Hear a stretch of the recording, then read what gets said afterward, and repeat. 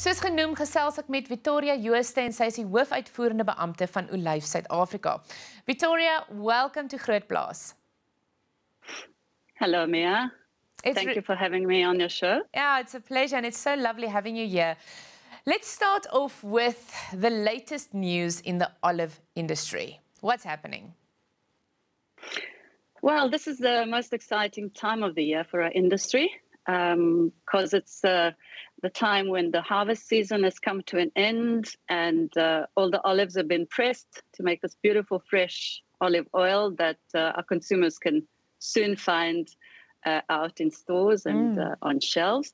And everybody's getting ready for our annual competition, which is the highlight in our industry. We call it the SA Olive Awards. And that's a competition that is open to all our members that produce extra virgin olive oil.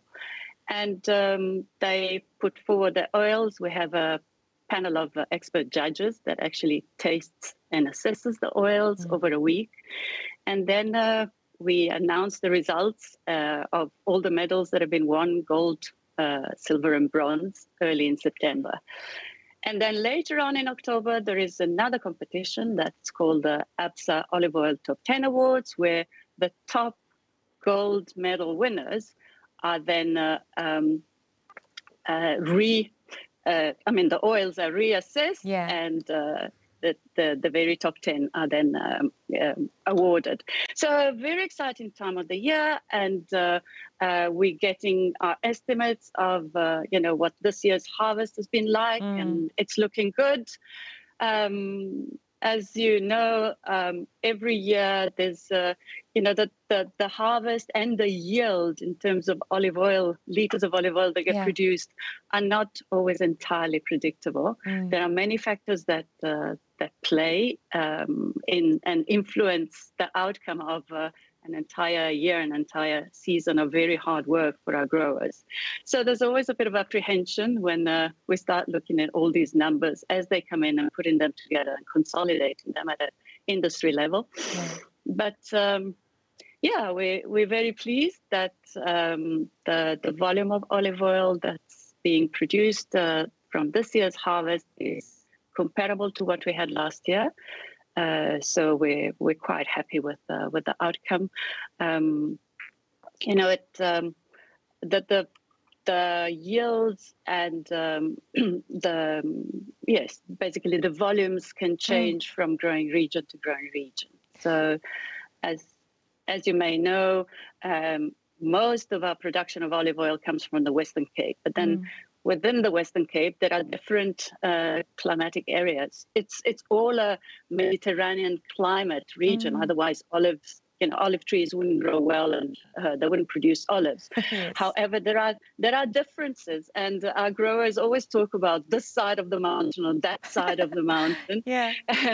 And so there are, the growers that are more on the Paarl side that may experience certain conditions that are different from the growers that are, for example, on the Robertson side, further east, or the growers in the Karoo.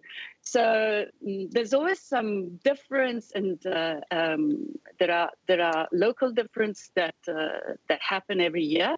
And so it's only at the end when we can look at the entire picture across the country that we have a full idea of what the year really, what the outcome of the whole year really was. Yeah. Well, it's definitely reason to be excited about. And I must say, I for one, and I know so many other people, I've got a special type of love for an olive farmer. And it's wonderful to hear when it's going good. If we look at this year's harvest, what factors do you think contributed to the good harvest for olive growers this year? Okay, well, there's always a factor that is intrinsic in the growing of olives, and that is that the olive trees are called alternate bearing. Okay, so just naturally, olive trees tend to give a big crop one year and a much smaller crop the following year. So depending how, those years occur, then and how they kind of combine across different regions, if they're in sync or out of sync, then one might have, a bumper good crop year or a 1 bad year. year, yeah. Yes, yeah. I didn't know it works that way. Okay. Yeah, well, it's just the way. I mean, I'm not an expert in R, and you would have, we would have to talk to some of those experts. However, it is just the way the tree functions, and if there has been a very large crop, I think it has much to do with the amount of nutrients that are then left in the plant to then sustain another large crop. Absolutely. So after a big crop, it's as if the plant needs a bit of a rest, and then the following crop might be a little bit lighter. But over time, and with research and looking at best practices around the world as well, there have been some methods that have been introduced to somehow mitigate against this. It cannot be removed completely, but there are techniques in terms of pruning and nutrition and some interventions that can be made at the right time that will then sort of obviate to this big on and off difference from one year to the next. And for a farmer, that's important because they need continuity. They have customers that they sell to who will be expecting a certain volume of olive oil from year to year. So it becomes quite critical that that they manage to run the orchards in a way that they can actually achieve that kind of continuity. But there will be variability. Yes. Then obviously, rainfall, olive trees don't need a lot of water. However, rainfall does play a part in terms of how the fruit develops. Yeah. And that also clearly affects how, the olive oil yield looks, because the olive oil is a fruit juice. It's just the olive fruit that has been pressed and the olive oil is extracted. Yeah. So the fruit growth is a big factor. And then there are many other factors that come into play that are less natural, let's say related more to infrastructure and input costs, availability of electricity, which also that play is a role. big one, I can imagine. Yes. Yeah, it is. It is a big one because, we think of the orchards and these beautiful trees and the olives and, the people picking the olives. But then those olives need to be pressed. Yes. And gone are the days when that used to be done in, what the Italians call frantoio, which is where the name of the cultivar comes from. Yeah. Those big stone wheels. Yes, that used to crush the stone.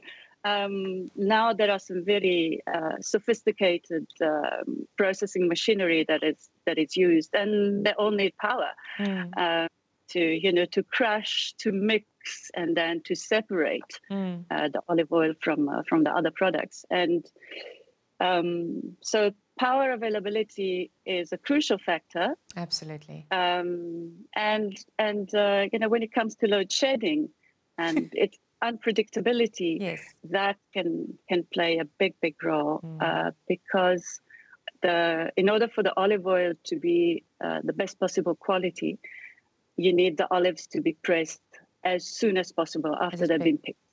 Yeah. So, any time that they should spend in crates, in the sun, in a warehouse, whatever, will affect the quality of the oil. Yes. So just imagine, now you have these crates and crates of olives that have been picked, and they're ready to be pressed, to be processed, and there's load shedding, and you cannot run your mill. Oh no, it must be terrible. I can really only imagine. And I think when you look at the industry from the outside, some people might think, oh, that's quite easy to do. But according to you, what does it mean to be a true olive grower in practice? It's not as easy as it looks, right?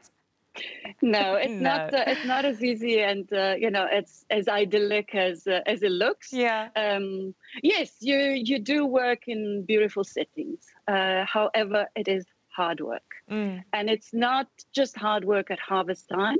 You have to look after your tree and the soil and the irrigation and the nutrients, and pray for the right weather at the right time. Absolutely. And maintain your machinery. You have to be very directly involved. We often talk. Well, we always talk to our producers, and lately during the month of August, we're running a series of interviews with women olive oil producers. And I saw that, the common thread through those interviews, through their experiences, was always, just being there, being involved, working hard, working with the people. You have staff, you have to, work to their needs as well. So it's, especially in this country, where maybe what I should have mentioned is that the bulk of the harvesting of olives is still done traditionally with manual methods. So that means that it's not as simple as, having the right machinery utilized at the right time and everything will be picked and sorted. That means, employing teams of people that will come and harvest on the farms. Typically, they are seasonal employees, and managing that cycle and managing also the extent, the length of the harvest, which, as we saw this year, can last much longer than than some of the producers would have anticipated. So there's certainly a very close direct involvement. It's not something that can be delegated to another person if you really want to make good olive oil at the end. You have to be very close to the process from the crop all the way through. From the tree all the way through. Yeah. It almost feels like there's a special type of love that has to go into it, right? That's the way. So true. It is because it's such an awesome product. And so we've got around 2 minutes left. I'd like to hear from you. What do you think needs to be done more in the sector? I mean, what do you guys feel on the ground? What do you hear? What needs to be done more? Well, the list is long. We've touched on what are some of the, infrastructural challenges that we have, and obviously load shedding is a big one. The cost of input materials is another one, and fuel is one of them. Yeah. So, our growers are at the receiving end of any of those increases, and as are, many other sectors. But there's something else that we keep trying to, we're constantly working on. Actually, two important things. Yeah. One is just increasing the awareness in the general public, in the consumer base, for what olive oil is, that it isn't this exclusive elitist product that you can only buy in a health shop. Yeah. It's actually the best type of fat that anybody can use in their diet. Yeah. So there's a lot of education that goes with that.